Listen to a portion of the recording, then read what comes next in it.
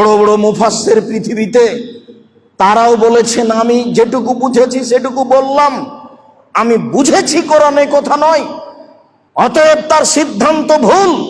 বরং রাসূল সাল্লাল্লাহু আলাইহি সাল্লাম বলছেন আল মাহিরু বিল কোরআনে মা সাফারাতিল কিরামিল বারারা, যারা কোরআনের উপর দক্ষ, কিছু বুঝে, ভালো পড়তে পারে, তারা দামি দামি ফেরেশতাদের সাথে থাকবে, তারা খুব সম্মানী মানুষ। আর যারা কোরআন মাজিদ ভালো করে পড়তে পারে না, ইয়াতাতাআউ ফিহি, কোন রকম করে ছেঁচড়া মেচড়া করে টেনে হেঁচড়ে পড়ে, রাসূল সাল্লাল্লাহু আলাইহি সাল্লাম বলছেন লাহু আজরান, তার জন্য ডবল নেকি আছে। কোরআন মাজিদ তো আপনাকে আমাকে বুঝাতে পারলাম না, হুজুর তো বলেছেন কোরআন মাজিদে যদি উচ্চারণ ভুল হয় তাহলে গুনাহ হয়ে যাবে, তাই আপনি পড়তে চাচ্ছেন না। হুজুর তো বলেছেন যে বুঝতে না পারলে কোরআন মাজিদ না পড়াই ভালো, হুজুরের বাপও বুঝে না।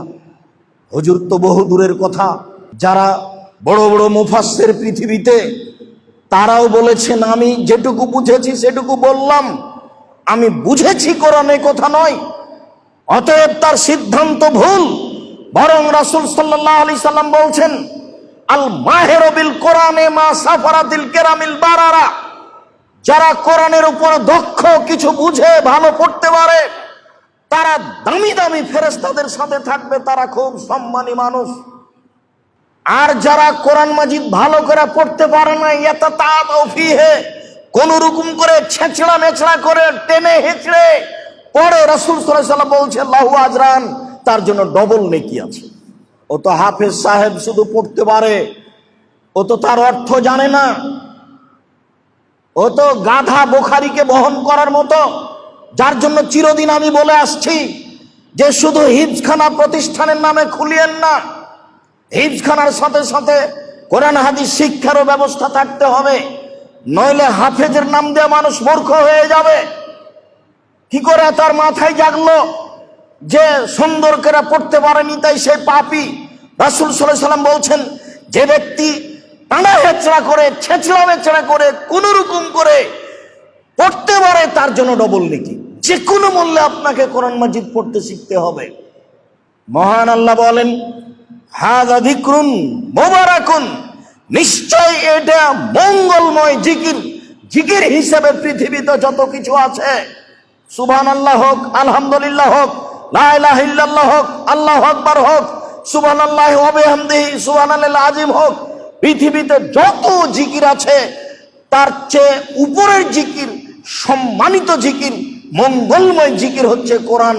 এ কথা আল্লাহ নিজে বলছেন ওয়া হাযা যিকরুন মুবারাক আনজালনাহু, আমি এটা অবতীর্ণ করেছি। আনতুম লাহু মুনকিরুন, তোমরা এই কোরআনকে বুঝতে চাও না, অস্বীকার করো, দূরে থাকো। এটাই সবচেয়ে বড় জিকির। মহান আল্লাহ বলেন ওয়া হাযা কিতাবুন আনজালনাহু মুবারাকুন, এই মঙ্গলময় কিতাব যেটা আমি মানুষের জন্য অবতীর্ণ করেছি, ফাত্তাবিউহু, পৃথিবীর মানুষ তোমরা এই কোরআন মাজিদ মেনে চলার চেষ্টা করো।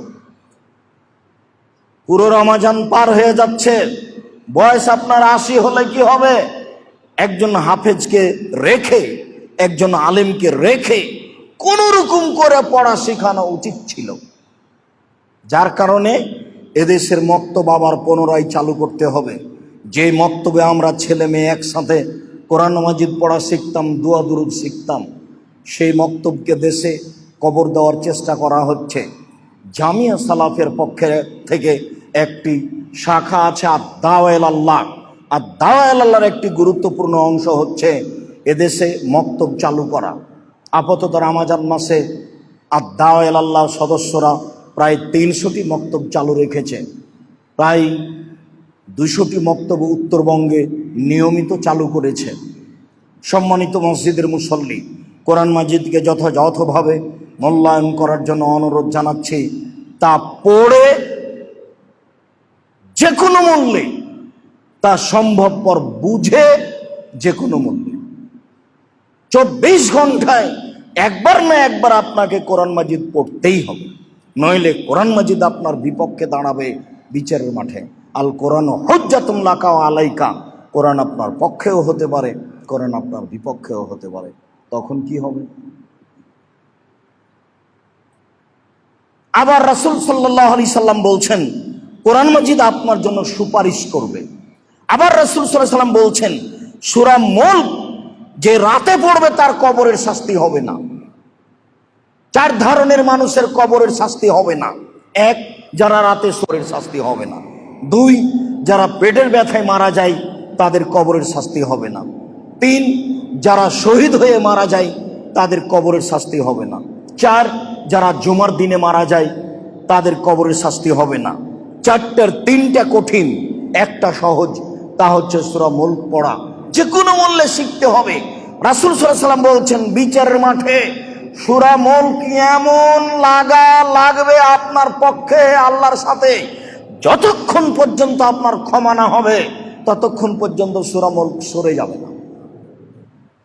আর সূরা বাকারা আর আলে ইমরান তো একেবারে তর্ক বিতর্ক হইচই লাগিয়ে দিবে। যতবার আল্লাহ বলবেন না ততবার সূরা বাকারা আর আলে ইমরান বলবেন না। আগে তার জান্নাত ঘোষণা হতে হবে, তারপরে কোনো কথা। তুমুল তর্ক আল্লাহর সাথে সূরা বাকারা আর সূরা আলে ইমরান। সূরা বাকারা পড়া বরকত, পড়তে না পারা অলসতার কাজ, পড়া না পড়া ক্ষতি। যদি সূরা বাকারা পড়ে বরকত হবে, যদি না পড়ে তাহলে ক্ষতি হবে। অলসই সূরা বাকারা পড়তে পারে না, এত বড় সূরা পড়বো কি করে? যে অলসতা খুব খারাপ জিনিস। অলস ব্যক্তির রুজি হয় না, অলস ব্যক্তি ভালো পড়াশোনা করতে পারে না, অলস ব্যক্তির সংসার ভালোভাবে চলে না। অলসতা কিছু নইলে কেন রাসূল সাল্লাল্লাহু আলাইহি সাল্লাম বলবেন আল্লাহ তুমি আমাকে অলসতা থেকে বাঁচাও? অলসতা কি জিনিস? অলসতা কি ফজলিয়াম? অলসতা কি কোন খাওয়ার জিনিস? অলসতা কি সুদ ঘুষ? অলসতা কি জেনা? অলসতা কি? অলসতা কি মানুষকে হত্যা করা?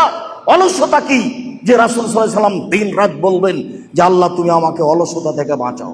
অলস ব্যক্তি সূরা বাকারা পড়তে পারে না, অলস ব্যক্তির রুজিতে বরকত হয় না, অলস ব্যক্তির জীবনে অশান্তি নেমে আসে, অলস ব্যক্তি ভালো করে পড়াশোনা করতে পারে না, অলস ব্যক্তি ভালো করে জমি চাষ করতে পারে না, অলস ব্যক্তি ভালো করে ব্যবসা করতে পারে না। উত্তম সহকারে নিজ কর্মকে শক্তভাবে চেপে ধরতে হবে, পারে যে সে অলস নয়। সম্মানিত দ্বীনি মুসল্লি ভাই বোন, খুব খেয়াল করে থাকবেন, অলস ব্যক্তি সূরা বাকারা পড়তে পারে না, যা রাসূল সাল্লাল্লাহু আলাইহি সাল্লাম বললেন।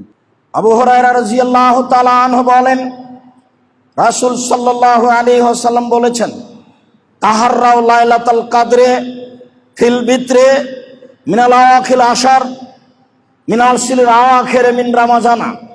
তোমরা লাইলাতুল কদরকে অন্বেষণ করো, খুঁজে বের করো শেষ দশকে বিজোড় রাতে রামাজানের শেষ দশকে বিজোড় রাতে তোমরা লাইলাতুল কদরকে খুঁজে বের করো। আদেশ, খুঁজে বের করো, খুঁজে বের করো। আয়েশা রাদিয়াল্লাহু তাআলা আনহা বলেন কানান নবী সাল্লাল্লাহু আলাইহি সাল্লাম ইজতাহিদু ফিল আসরিল আওয়াখিরে মা লা ইজতাহিদু ফি গায়রিহি। রাসূল পুরো জীবনে ইবাদতের জন্য রমজানের শেষ দশকে যত চেষ্টা করতেন, ইবাদতের জন্য পুরো বছরে আর কোনো দিন তত চেষ্টা করতেন না। ইবাদতের জন্য রমজানের শেষ তত চেষ্টা ছিল তার জীবন বাজি রেখে। আয়েশা রাদিয়াল্লাহু তাআলা আনহা বলেন ইজা দাখালাল আশরুল আওয়াখির, যখন রমজানের শেষ দশক চলে আসতো, সাদ্দা মিজারাহু, রাসূল সাল্লাল্লাহু আলাইহি ওয়াসাল্লাম লুঙ্গি বেঁধে নিতেন, লুঙ্গি গুটিয়ে নিতেন। আসলে তো লুঙ্গি গুটানো বুঝায় চাষি মানুষ জমি চাষ করতে নামে যখন যারা কাঠ ফাড়ে তখন লুঙ্গি গুটিয়ে নেয় তাকে বলে। তো মুহাম্মদ সাল্লাল্লাহু আলাইহি সাল্লাম কি কাজে নামছেন যে লুঙ্গি গুটিয়ে নেবেন? তার মানে রমজানের শেষ দশককে তিনি যথাযথভাবে মূল্যায়ন করবেন, তাই তিনি প্রস্তুতি নিচ্ছেন জীবন বাজি রেখে। লুঙ্গি বেঁধে নিতেন, ওয়াহিয়া লাইলাহু, রাতে জেগে থাকতেন, ওয়াইকাজালাহু, পরিবারকে জাগাতেন। তাহলে একাই তিনি ইবাদতের চেষ্টা করতেন না, পরিবার সহ। চলো সবাই মিলে ইবাদত করি, সবাই মিলে তাসবিহ তাহলিল জিকির আজকার ক্ষমা ভিক্ষে যায়। ক্ষমা আজকেই নিতে হবে, যে কোনো মূল্যে। সকাল হতে দিতে হবে না, সকাল হওয়ার আগে ক্ষমা হতে হবে, তারপরে সকাল। এরকম প্রস্তুতি নিয়ে রমজানের শেষ দশককে মূল্যায়ন করতে হবে, যা রাসূল সাল্লাল্লাহু আলাইহি সাল্লাম বলেন। তাই আয়েশা রাদিয়াল্লাহু তাআলা আনহা বললেন, আল্লাহর নবী, আর আইতা ইন আলিমতু আইয়ু লাইলাতিন লাইলাতুল কদরে মা আকুলু ফিহা, আমি যদি বুঝতে পারি লাইলাতুল কদর কোনটা, তাহলে আমি কি করব, কি বলবো, আপনি একটু বলেন তো। তখন আল্লাহ রাসূল বলছেন, কুলি, তুমি বলো, আল্লাহুম্মা ইন্নাকা আফুবুন, হে আল্লাহ তুমি ক্ষমাশীল, তুহিব্বুল আফওয়া, তুমি ক্ষমাকে ভালোবাসো, ফাফু আন্নি, আমাকে ক্ষমা করো। শেষের বাক্যটার আগে দুইটা বাক্য বলা হয়েছে, তাতে তার প্রশংসা করা হয়েছে। হঠাৎ করে কোনো জিনিস বলা যায় না, আগে কিছু বলতে হয়। আলহামদুলিল্লাহি রাব্বিল আলামিন, তার আগে প্রশংসা, অনেক পরে ইহদিনাস সিরাতাল মুস্তাকিম, সোজা পথ দেখাও। আল্লাহ সরাসরি কথা ভালোবাসেন না। প্রথম বাক্যে তার প্রশংসা, আল্লাহুম্মা ইন্নাকা আফুবুন, হে আল্লাহ তুমি ক্ষমাশীল, তাতে তিনি খুশি হয়ে যাবেন। হ্যাঁ, আমি তো গাফফার, আমি খুব বেশি ক্ষমা করি, গাফুর রহিম, বেহিসাব ক্ষমা করেন তিনি। যখন আপনি বলবেন আল্লাহুম্মা ইন্নাকা আফুবুন, হে আল্লাহ তুমি ক্ষমাশীল, তখন উনি খুশি হয়ে গেছেন। পরের বাক্য, তুহিব্বুল আফওয়া, তুমি তো ক্ষমাকে ভালোবাসো, হ্যাঁ আমি তো গাফফার, ক্ষমা তো ভালোবাসেনি তিনি, ক্ষমাকে ভালোবাসো। তাহলে যদি তুমি গাফফার হয়ে থাকো, ক্ষমা করা ভালোবাসো, তো ফাফু আন্নি, আমাকে ক্ষমা করে দাও। আগের তিনটা যদি ঠিক হয় তো শেষেরটাও ঠিক হবে। আগের দুইটা যদি ঠিক হয়, আগের দুইটা চূড়ান্ত সঠিক, অত ক্ষমা পাবো, এটাও চূড়ান্ত সঠিক, পাবোই পাবো, নিরাশার কিছু নেই। পৃথিবীর কোনো পাপই যেন নিরাশা না হয়। আল্লাহ তাআলা বলছেন, হে পৃথিবীর মানুষ, দাস দাসী, পাপ করার কারণে নিরাশা হবে না, আল্লাহ তোমার সব পাপকে ক্ষমা করে দিবে। কি গতিতে, কি কায়দায় রাসূল সাল্লাল্লাহু আলাইহি সাল্লাম দোয়াটা শিখিয়ে দিলেন। সারা পৃথিবীর পুরুষ নারী বলবে, সিজদায় বলবে, দিনরাত বলবে, তাসবিহ তাহলিলের সাথে ফাঁকে ফাঁকে বলবে, লাইলাতুল কদরে বলবে। যা আয়েশা রাদিয়াল্লাহু তাআলা আনহা বলেন, আব্দুল্লাহ ইবনে আব্বাস রাদিয়াল্লাহু তাআলা আনহু বলেন, রাসূল সাল্লাল্লাহু আলাইহি সাল্লাম বলেছেন, ফি লাইলাতুল কদর, লাইলাতুল কদরের ব্যাপারে, লাইলাতুন সামাহাতুন তালকাতুন লা হারাতুন ওয়ালা বারিদা, লাইলাতুল কদর হচ্ছে অতীব শান্তিপূর্ণ, অতীব মর্যাদাপূর্ণ, অতীব পরিষ্কার স্বচ্ছ। সেই রাত খুব বেশি ঠান্ডা হবে না, সে রাত খুব বেশি গরমও হবে না। তুসবেহ শামসুহা, সূর্য যখন সকালে দেখা দিবে, সাবিহাতুহা যাইফাতুন হামরা, সূর্য লাল হয়ে দেখা দিবে, তবে শক্তি ক্ষমতা থাকবে না, শক্তিবিহীন লাল হয়ে দেখা দিবে, কিরণে ক্ষমতা থাকবে না, তাপমাত্রা থাকবে না, লাশওয়ালাহা, তার যে একটা ক্ষমতা থাকে এইটা থাকবে না, ক্ষমতাবিহীন অবস্থায়, দুর্বল অবস্থায় সূর্য পূর্ব দিকে দেখা দিবে। রাসূল সাল্লাল্লাহু আলাইহি সাল্লাম বলেন। জাবের রাদিয়াল্লাহু তাআলা আনহু বলেন, রাসূল সাল্লাল্লাহু আলাইহি সাল্লাম বলেছেন, ইন্নী রাআইতু লাইলাতুল কদরে, আমি নিজে লাইলাতুল কদর দেখেছি, ওয়া ইন্নী উনসিতুহা, তবে লাইলাতুল কদর আমাকে ভুলিয়ে দেওয়া হয়েছে। ওয়া ফিল আসরিল আওয়াখির, তা হবে শেষ দশকে। লায়ালিহা, রাতগুলি হবে শেষ দশকের, দিনে নয়, তা হবে রাতে, শেষ দশকে। লাইলাতুন সামিহাতুন তালকাতুন বাজলা, তা হবে অতীব প্রশান্তিপূর্ণ, তা হবে অতীব মর্যাদাপূর্ণ, তা হবে অতীব পরিষ্কার, তা হবে অতীব স্বচ্ছ। এই কথা বলার পরে তিনি বলছেন, কান্না ফিহা কামারান, রাত দেখে মনে হবে চন্দ্র হাসছে। রাতের গতি নকল হচ্ছে লাইলাতুল কাদরের। রাত দেখে মনে হবে চন্দ্র হাসছে। আল্লাহ ইখরুজ শয়তানহা, সে রাতে শয়তান বের হতে পারবে না। অন্তত লাইলাতুল কাদরে শয়তান বাঁধা আছে, এটা একটা গতি। সে রাতে শয়তান বের হতে পারবে না। রাসূল সাল্লাল্লাহু আলাইহি সাল্লাম বলেন, হাত্তা ইজিও মুজিউন নাহারে, যতক্ষণ পর্যন্ত সূর্য উঠে আলোকিত না হচ্ছে ততক্ষণ পর্যন্ত শয়তান বের হতে পারবে না। লাইলাতুল কাদরের পরিচয় রাসূল সাল্লাল্লাহু আলাইহি সাল্লাম বলেন। আবু সাঈদ খুদরি রাদিয়াল্লাহু তাআলা আনহু বলেন, রাসূল সাল্লাল্লাহু আলাইহি সাল্লাম বলেছেন, ইন্নী রাআইতু লাইলাতুল কাদরে, আমি নিজে লাইলাতুল কাদর দেখেছি। ও ইন্নী নুসিতুহা, তবে সেটা আমাকে ভুলিয়ে দেওয়া হয়েছে। কোনটা যে লাইলাতুল কাদর, আমাকে ভুলিয়ে দেওয়া হয়েছে। ওয়াইন্নাহা ফিল আশরিল আওয়াখিরে, অবশ্যই তা হবে শেষ দশকে। ওয়া রাআইতু কান্নি আসজুদু ফি তিনিন ওয়া মাই, তবে আমি দেখছি নিজেকে আমি যেন মাটি এবং পানির মধ্যে সিজদা করছি। পানি হয়েছে, মাটি কাদা কাদা হয়ে আছে, এরকম পানি ও মাটিতে আমি সিজদা করছি, আমি যেন নিজকে দেখছি। ওয়াকানাল মসজিদ ওয়াকানা সাকফুল মসজিদে, সেই দিন মসজিদের ছাদ ছিল খেজুর গাছের ডালের। সেই দিন মসজিদের ছাদ ছিল খেজুর গাছের ডালের। মানে আসমানিদের দেখতে যদি তোমরা সবে চাও, রহিমউদ্দির ছোট বাড়ি রসুলপুরে যাও, বাড়ি তো নয়, যা পানি হয় তা ভিতরেই পড়ে।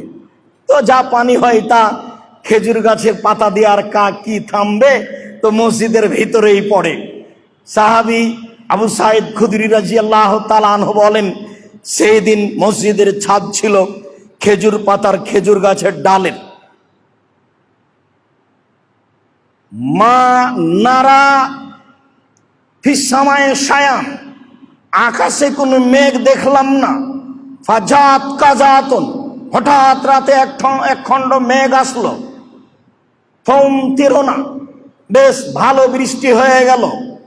অসাল্লা বিনা রাসূলুল্লাহ সাল্লাল্লাহু আলাইহি সাল্লাম, আল্লাহ রাসূল আমাদেরকে সালাত আদায় করালেন। ফারাইতু আসারাল তিনে ওয়াল মায়ে আলা ওয়াজহি রাসূলিল্লাহ সাল্লাল্লাহু আলাইহি সাল্লাম, সেই দিন আমি দেখলাম রাসূলের কপালে মাটি ও পানির দাগ, মানে কাদা মাটির দাগ। কাদা মাটির উপরে সিজদা করেছে, সিজদা তো মসজিদে করেছে, তাহলে পানি মসজিদের থামেনি, মানে ছায়া রৌদ্র থামে, পানি থামে না। রাসূল সাল্লাল্লাহু আলাইহি সাল্লামের কপালে দেখলাম যে পানি ও মাটির চিহ্ন। আবার বলছেন, সেদিন ছিল মিন সুবহে এহদা ইশরিনা, সেদিন ছিল 21 রাত সকালে। অন্য বর্ণনায় এসেছে সেদিন ছিল 23 রাত সকালে। কিছু বর্ণনা এসেছে তা ছিল 27 রাত, কিছু বর্ণনা এসেছে তা ছিল 25 রাত, কিছু বর্ণনা এসেছে তা ছিল 29 রাত। তবে এই দুটা হাদিসে উল্লেখ হয়েছে 23 রাত আর 21 রাত, যদিও একাধিক সহিহ হাদিস 27 রাতের, তবে নির্ধারণ করার কোনো সুযোগ নেই। সবটাই বলা হয়েছে, আমাকে ভুলিয়ে দেওয়া হয়েছে। তিনি বলছেন, আমি লাইলাতুল কাদর দেখলাম, আমি বাড়ি থেকে বের হলাম তোমাদের বলে দিব। বের হয়ে দেখি দুজন মানুষ মারামারি করছে। তো ওদের দেখতে গিয়ে আমি ভুলে গেলাম, আহারে সেইটা কোন রাত, ভুলে গেলাম। তারপরে বলছেন যে তোমরা রমজানের শেষ দশক মূল্যায়ন করো। তাহলে কয়েকবার একই কথাই হলো যে তিনি ভুলে গেলেন, ভুলিয়ে দেওয়া হলো। তার মানে মানুষ যেন একদিন ইবাদত করতে না শিখে। এদেশে হাজারো মানুষ 27শে রমজান ইবাদত করতে শিখলো। হুজুরও বললেন খাওয়া দাওয়া হলো, সবটাই বেশ ভালো হলো, কিন্তু ইবাদত হলো না। তা আবার রাসূলের পদ্ধতিতে হলো না, রামাজান মূল্যায়ন করতে পারছি না। সম্মানিত মসজিদের মুসল্লি,